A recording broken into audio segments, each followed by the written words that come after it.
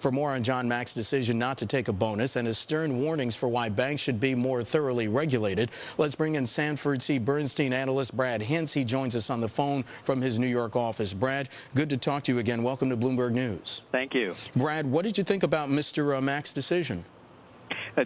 John did the right thing to do. This is one of those stand-up moves. Remember, this man effectively saved Morgan Stanley this year, right? If we think of Morgan Stanley a year ago versus Morgan Stanley today, the wide credit spreads, the funding concerns, the doubts whether the company was going to survive after Lehman. And for him now to say, I'm not going to take any compensation. What is he doing? He's taking away some of the heat regarding Wall Street bonuses, right. And really, I guess what I would say is pushing the hot potato towards Goldman. Brad, Reuters cited a note that you wrote to clients. It reads in part, the current goal of the compensation vigilantes, more equity, less cash, long vesting, and potential clawback of losses, is not a threat to most of the business franchises of the investment banks. Why isn't it a threat? Well, in the case of the old investment banks, the Goldman Sachs and the Morgan Stanley, their compensation program had long been built around the idea of paying out with stock and deferred compensation. The curious thing that happens is if we look at what is changing, we're just increasing the amount of stock that we're giving people, and we're deferring it a little further. So by making those modest changes to the plan, essentially what you're doing is boosting the performance of the company because you're pushing the expenses on compensation further out. Right.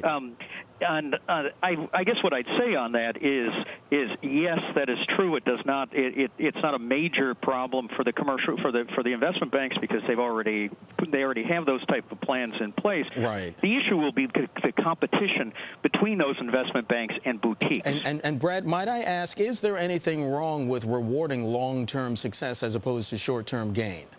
Well, I did not come to Wall Street for altruism.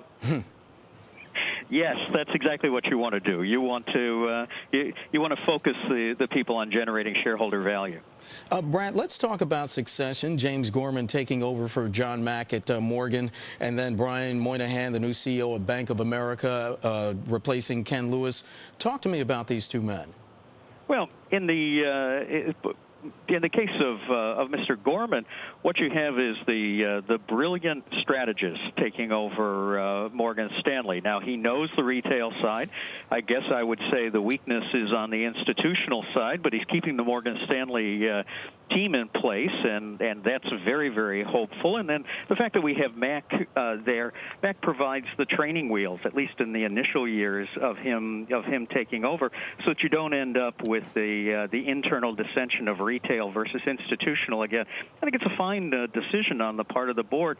And what I'm actually intrigued with is that Gorman is attempting to rebuild the partnership culture with the idea of co-heads of businesses. Right. And I think that's excellent. And Brad, quickly, Mr. Moynihan?